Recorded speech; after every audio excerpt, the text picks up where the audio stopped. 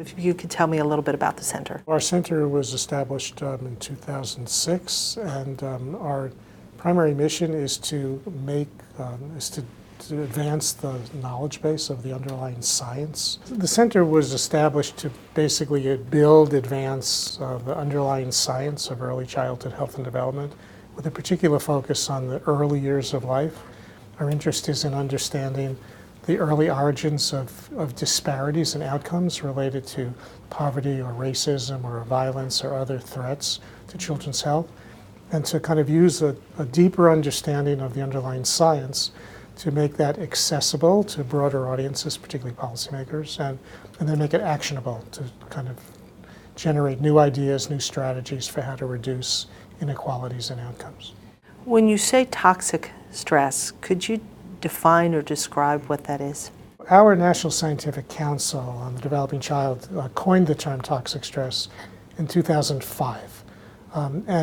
It was developed as a metaphor for explaining what goes on inside the body when children, particularly young children, experience prolonged excessive activation of the stress response system. So toxic stress doesn't refer to the cause of stress. It doesn't refer to how people feel when they're stressed. It's really a way of describing what's going on biologically in our brains, in our metabolic systems, immune systems, that actually can have significant impacts on long-term health, early learning, and development. You and your colleagues have looked at the long-range impacts of this kind of toxic stress. The thing that's most important to understand at the beginning is that stress in and of itself is a normal part of life. Okay, so we're not talking about all stress being bad. In fact, young children who experience no stress are in trouble. They don't learn how to deal with stress. So when we first coined the term toxic stress, we differentiated it from what we called positive stress, which is part of normal development, tolerable stress, which is worse than positive, but not as bad as toxic stress, which really can have long-term consequences for health. So let me give you some examples. So positive stress is the stress a young child is experiencing when you're told you have to share your toys, that you can't have 10 cookies. First day in a child care center. This is kind of normal part of life. The stress system is activated, and then it comes back to baseline. And so to understand these different categories of stress, we have to understand the stress response. Okay? So all of us know what it feels like to be stressed. Everybody knows what that feels like. When you have that physical feeling of being stressed, what's going on inside your body is your heart rate is going up, your blood pressure is going up, your stress hormone levels are elevated, your blood sugar is going up, your inflammatory system is activated. This is the body's way of dealing with an acute threat. And the stress system is our friend.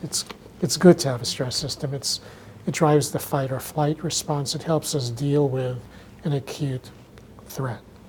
And it makes us able to deal with threatening situations, but it wasn't meant to be up all the time. After the threat is over, the stress system goes back to baseline. If the stress system continues to be activated for long periods of time, or is excessively elevated most of the time, it goes from helping you to deal with challenges and threats to beginning to have a wear and tear effect on your body. This is where the most sophisticated science, which I'll be glad to explain to you, and what your grandmother could tell you end up in the same place. It can't be good for you to have those stress systems activated so much. The feeling is a kind of a wearing feeling. So positive stress is what is associated with brief challenges and threats, and children learn to deal with that, usually by adults, I'm talking about young children now, who help them, first of all, feel a sense of safety, and help them develop coping skills to deal with the everyday stresses of life. The next category is what we call tolerable stress, which is more than just you have to go into a nap, whether you like it or not. So tolerable stress comes from things like a serious illness or a death in the family, or being a survivor of an act of violence, like a lot of the kind of terrorism experiences that people are witnesses of. A natural disaster like a hurricane or a tsunami or an earthquake. So the kinds of situations that are worse than everyday stresses. But the question is, so which kids are going to be okay when this is over, and which kids are going to end up with post-traumatic stress disorder or some lasting problems? And the distinguishing feature that makes it tolerable is when children are accompanied by adults when they're facing these serious stresses, who provide a sense of safety and security, kind of reassure you that you're going to be okay, and kind of help bring your stress system down. And at the same time model and help to build coping skills so that the child is able to ultimately develop those skills to deal with stressors. That's tolerable because the stress system doesn't stay activated for a long time. Toxic stress is when children experiencing prolonged threat and disruptions in the absence of the protective, kind of nurturing of a responsive adult. So where do you see toxic stress? It's not so much about the cause, it's about the absence of adult protection and caregiving. So we see it typically in cases of serious chronic neglect.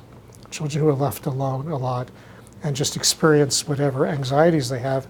They cry, they kind of need help, and nobody comes. Children who are chronically abused. Children who are in situations where there's a constant sense of threat and no consistent caring adult to kind of help you feel more safe and bring your stress system back to baseline. And so that is what tolerable stress is about. So what does it mean? It means in the short term, in the immediate situation, when your stress hormone levels go up, cortisol is the one that's been studied the most. It actually helps, it puts your brain on high alert, makes you more alert. Your blood sugar goes up, it gives you more energy to deal with threat. Your inflammatory system is activated so that if you get injured, it already is starting wound healing and protection against infection. But then if those continue, so for example, stress hormones, if cortisol levels stay up for a long period of time, they go from making you more alert to actually disrupting brain circuits, particularly in parts of the brain that are developing in young children. And the parts of the brain that are the most vulnerable are the parts involved with the fear circuitry, simple memory, the ability to focus your attention. So you can begin to see now why kids who experience toxic stress have more problems regulating their behavior, paying attention. They have a short fuse for being frightened because there's literally been a change in the circuits in their brain. If your blood sugar goes up and makes you able to deal more with fight or flight, if it stays up for long periods of time, it produces insulin resistance. It leads to metabolic syndrome and makes it more likely you're going to get diabetes. If your inflammatory system stays elevated, inflammation accelerates atherosclerosis. It causes a lot of chronic diseases, including diabetes, heart disease, even dementia is kind of caused by accelerated, chronic, elevated inflammation. It's one of the hottest areas in medical research right now. So we're kind of opening up the black box. You know, we've known for more than 100 years in every country that people who early in life experience a lot of hardship and stress just have more problems learning, have more disease as they get older and don't live as long. We've always known that, but we've never really understood how does that happen? How does it happen inside the body? Toxic stress is a simple way of explaining what is actually going on inside the body, the physiological changes that lead to greater likelihood to learning problems, behavioral difficulties, and both physical and mental health problems over a lifetime. The most recent examples we can point to are the separations at the border. Can you speak to that a little bit? This is such a distressing, horrible situation that we've been witnessing for well over a year now, and has been going on even outside the public's consciousness for longer. And I have to say, science can really help us understand where the threat is to children in this situation, and I'm happy to explain that. But this isn't a scientific dilemma.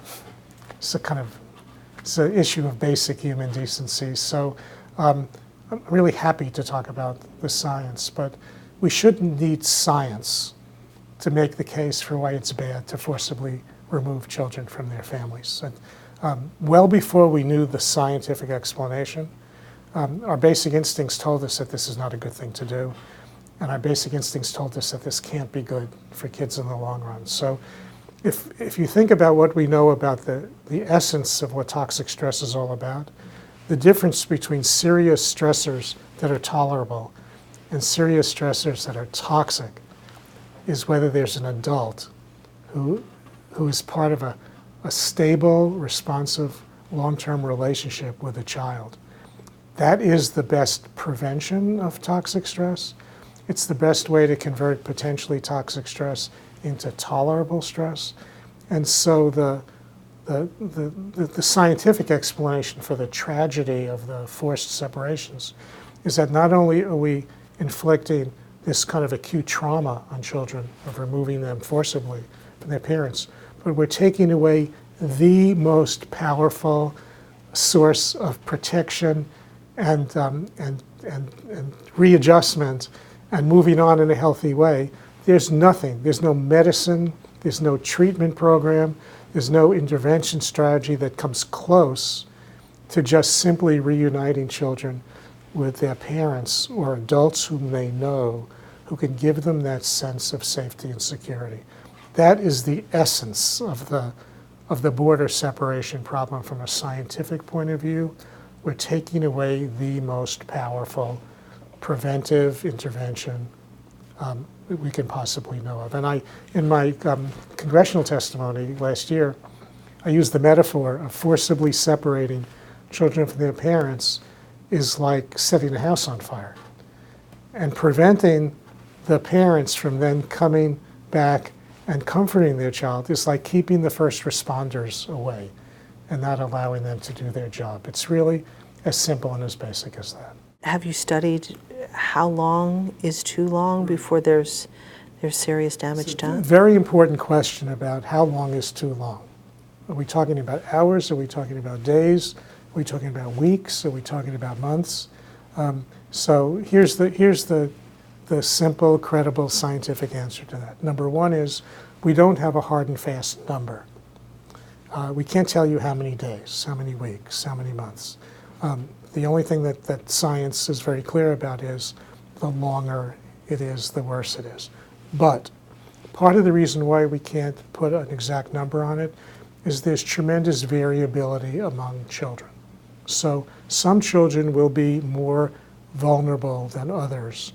And for some, days, weeks, you're in trouble.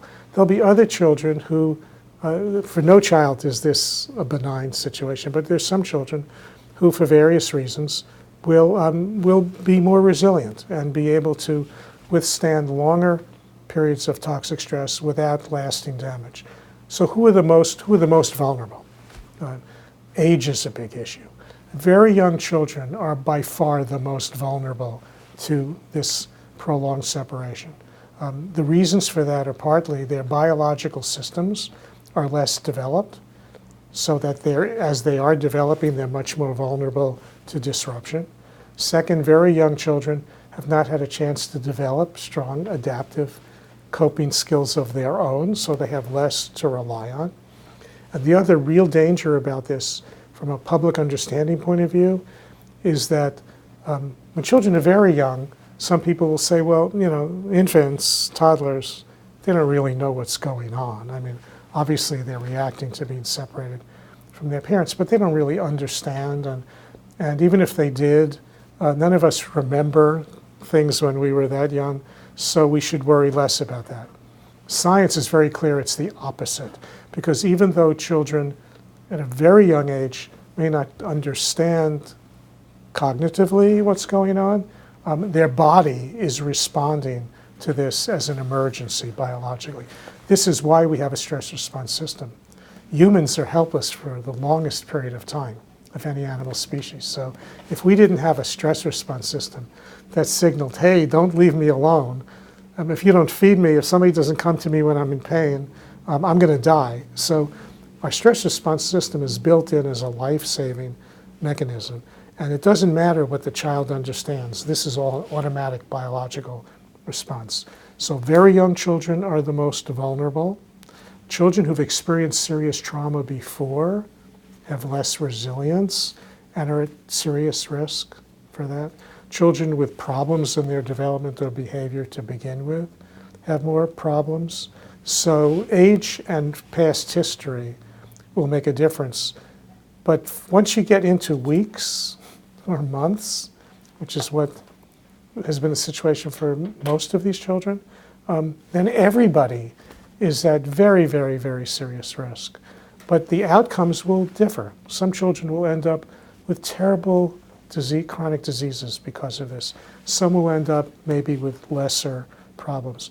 An occasional child may miraculously get through, but nobody is spared by kind of weeks and months of this kind of toxic stress response. Will this have, in your mind, a lifelong impact on the kids? There is no question that looking at a whole population of children experiencing this, that as a group, there's no question that as a group, these children will have problems in health, both physical health and mental health and development in their lives that they would not have had if this not had been done to them.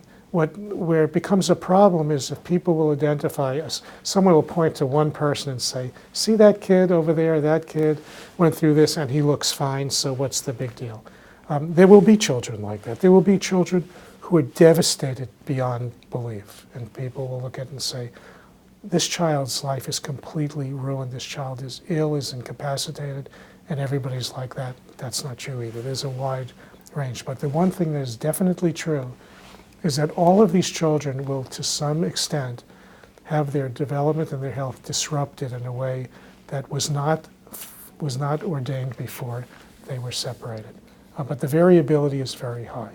And the longer it goes on, in terms of the separation, the greater the likelihood of more serious problems and the fewer children will be spared. Is there anything that people can do to lessen or mitigate the impact? If we can't reunite the children, are there things we can do to kind of help to mitigate the damage? Well, yeah, sure. We can provide intervention programs, emergency mental health treatment. Some of these children have physical problems that are not being addressed. There are children, when you have this many children, you have hundreds or thousands of children. In the general population, you have kids with illnesses that need to be treated, all of which are going to be worsened by this situation. So there are things that we could do to try to reduce the acute consequences, some of which may, in the long run, help kind of reduce the ultimate disruptions. But this is like, to me, this is like really misguided thinking, because we have a cure for this, and if we're not, and we know the cure, and we can make the cure happen. It's like saying somebody has pneumonia, a really serious pneumonia, with a bacteria that's treated by an antibiotic that we have that will cure it. But what if we don't want to give the antibiotic? Could we give like aspirin to bring the fever down? Could we give IV fluids to kind of help prevent dehydration? Will that help the child be more comfortable and better? And the answer is yeah, but why are you not curing this when you have the cure right in front of you? It makes no sense. So I understand a lot of the energy that's going to trying to set up programs in these detention centers to try to reduce the effects of the trauma. But it makes no sense to me. And also, those things cost money. It's spending more money when all you have to do is reunite the child. Not all you have to do, because if they've been separated for quite a while, then if you want to provide treatment for a reunited parent and child. For many of them, just the simple reunification will be the cure in terms of anything we could do right now. But for others, they're going to need help. But to continue to kind of poison the system and then do a little bit of Band-Aid patching here and there, I don't understand the rationale. And the other thing about the passage of time is that in the beginning, the thing that people focus on most are the children crying and really seeming out of control in their behavior. And then once, over time, most of those kids start crying less and stop crying. And they stop running around like crazy, and they're more subdued. And so some people who don't understand child development would say, well, look at these kids, yeah, they've been separated for a long time, but they're not crying anymore. They're pretty tame, they're not out of control. That's when you really start to worry about these children. They're not crying anymore because they are breaking down. Okay? They're not at peace with this. Their stress system, even the stress hormones, if they stay elevated as a result of toxic stress over long periods of time, the usual up and down fluctuation of the hormones, which is a healthy response, starts to become flat, where the hormone levels aren't going up anymore. It's not because the kids aren't stressed, it's because their stress system is shutting down. So there's nothing about kind of adjusting to the forced separation from a parent or someone that over time is best treated by anything other than reunification. There's a very large body of science. It's not one or two studies, it's massive numbers of studies that help us understand this notion of toxic stress associated with an abrupt separation and then a prolonged separation from a parent or a caregiver. But there are two parts to this science base. One is the impact of an abrupt, unexpected, forcible separation. The other is about the prolonged institutionalization of being in some kind of a detention facility. It's related but different, and it's another very important body of science, which is not just the effect of the separation, but being in an institutionalized setting. We have a huge amount of research on what living in an institutionalized environment does to children's development. This, again, is where the youngest children are at extraordinary risk. So we have studies that go back 50, 60 years, and some within the last decade or two that were done in the orphanages in Bucharest, in Romania, where children basically from birth or early infancy were warehoused in institutional settings. The science is unequivocal here that children who are in these settings over time have serious problems with their development. They're very delayed in their development. It produces mental retardation. It produces physical growth problems. It produces terrible problems with ability to focus attention and poor attachment. And the issue is not about whether the institution is clean, whether the children are adequately fed, whether they're bathed. It's the absence of stable, individualized relationships with adults, where you basically have staff changes and people just feeding the kids and bathing them maybe. It's not the cleanliness, it's the absence of attachment with individual responsive relationships. So when we look at this as it plays out in some of the detention facilities at the border, this is another thing where a lot of what the public is being exposed to is missing some very important scientific understanding. It doesn't really matter. I mean, obviously it matters about whether children are fed well, whether they're bathed, whether they're sitting in their own feces, or whether the facilities are cold or dirty. That's very relevant for infection. It's very relevant for a whole lot of things. But when people say, well, let me show you this facility, it's clean, the children they're well fed. I'm talking about infants now and toddlers. It could be clean, they could be well fed, they could be bathed every day, they could have clean clothes.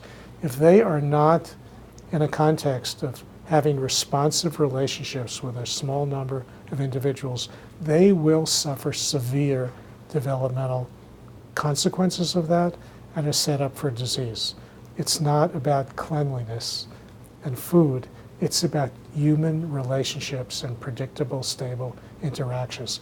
That is essential for healthy development. Its absence makes the stress system go wild, because without those responsive relationships, children are doomed. And so biologically, the risk for toxic stress in the absence of protective relationships is very, very high.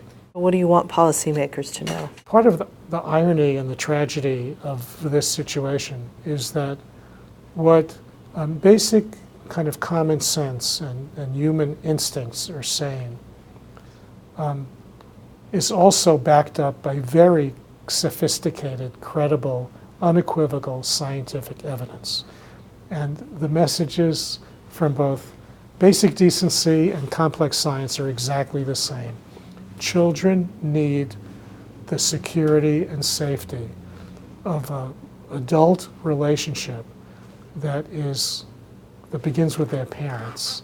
And in the absence of their parents, if their parents are not available, they need to be with another adult who they know, who cares about them as an individual child, not as a job, but emotionally, and it will provide a sense of safety and security.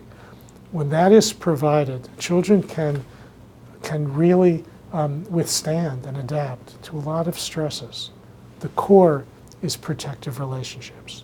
So what policymakers need to understand is that disrupting those relationships is pretty much the most damaging thing that you can do to a child. And then prolonging that separation, regardless of what the facility looks like, is pouring gasoline on the fire.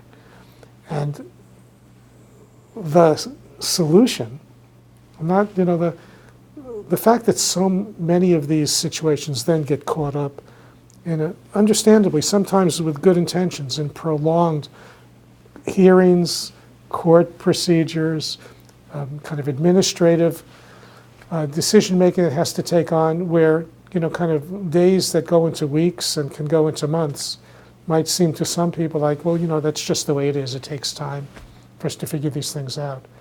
That when we're thinking about toxic stress, the clock is always ticking. It doesn't stop. And every day, every week, every month that goes by is piling on and increasing the disruption. It's not like the damage is done by the separation, and then it doesn't really matter how long it takes to resolve it because the damage was with the separation. No, the damage is with an abrupt separation and its continuation. And the longer it goes, the worse it gets. If kids are not going to be reunited with their parents, and there should be a very high bar for doing that. The other thing the public should know is that even if, regardless of what your feelings are about the adults, regardless of how you might categorize or decide that certain adults are not worthy of being treated well. I'm just not going to go there in this conversation. The children are innocent victims of this. It has nothing to do with what's going on with the adults. The children are being severely punished for this. They are being damaged by this. And the way to protect them, to prevent damage and protect them from the consequences is simply to reunite them with their parents. And if not with their parents, with someone else they know. If there are other family members, that's where they need to go. And if there are no family members available, they need to go immediately into a nurturing home environment with some adult who will, as fast as possible, create a sense of safety and security and reassurance. And anything less than that is damaging these children. And I have to believe that there are very few people who would knowingly want to damage these innocent children. So this is the challenge for the policy arena and for the public. Once you understand what toxic stress is all about, once you understand the biology, you can't walk away. You now have a responsibility to face up to the fact that you know that damage is being done to these children, and you know the longer it goes on, the more the damage there's going to be. And the longer it goes on, the more children will have more and more serious problems as they grow up because of this separation and prolonged attention. There are no questions about that. The severity will vary. What kinds of problems kids will have will vary as they grow up. A few may end up with no serious detectable problems, but by and large, everybody will be worse off well, those kids will be worse off than they would have been if this hadn't been done. And now that we know that, how does anybody kind of shrug? How do people shrug their shoulders and say, well, this is too bad? It's just unconscionable. You testified the one time. Do you have any other plans to further? Yes, yeah, I'm going to actually be in Washington in September, involved in some other activities there. Our center is fiercely nonpartisan. Our center works very hard to be available and to engage with people across the political spectrum, from one end to the other. We do not get involved in partisan politics. We don't sign petitions. We don't endorse legislation. And the reason for that, I mean, I think there are a lot of people who do that work. It's tremendously important work. You know, we need that kind of work in the policy and in the political world. We have chosen to kind of build a niche for ourselves where we can be a credible, trusted source of kind of unbiased presentation of scientific knowledge to the policy arena. We struggled at the beginning about whether to even become engaged in this issue because of our nonpartisan posture. We put out a public statement a year ago that was very explicitly non-political and nonpartisan, to say that we're not weighing in on the policy discussions about immigration or how to deal with that, but we kind of feel that there is important information that needs to be put out in a nonpartisan way about what we know about the science, the biology of adversity, and what do we know about what's happening to the children. And my congressional testimony was, I was on a panel. I was not one of the advocates on the panel. I was there as a scientist, as a pediatrician, presenting the scientific knowledge. And I think it's an important role to play. So for you, it's just the facts, but the facts are overwhelming in this case. As knowledge brokers, to make credible scientific knowledge accessible and actionable for policymakers, service providers, and general public, we take a very conservative stance on the science. So a lot of our scientific translation, synthesis and translation work is done by our National Scientific Council. We produce working papers, we produce briefs, we produce videos that explain, that make complicated science understandable. Our policy internally is very clear. On our council, we don't put anything in writing or put anything out that we don't have 100% agreement on from all the scientists on the council. If one scientist thinks that what we're saying has a little bit of a spin or is really not true, we hammer it out until we get to 100% agreement, so that everything I've said here and anything I would ever say, I feel comfortable saying, because if I were up in front of a crusty kind of scientific audience of people who could care less about politics, just care about the science, everything I say, if I said in front of that audience, people would say, well, that's right. I mean, we all agree with that. There's no question about that.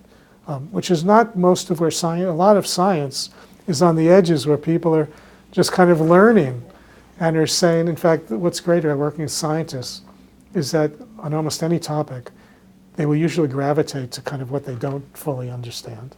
That's what gets their juices going. And at the end, every time we get into these discussions, most scientists will say, well, you know, we're really just beginning to scratch the surface on this. So what we do is we have those kinds of discussions, and then we say, okay, folks, now do a mind shift here. Let's just talk now about what is ready for prime time. What do we all agree on? What is unequivocally the cutting edge of where science is? And science changes. We get better and better at understanding. But so that's the information I'm providing is absolutely, you can take it to the bank.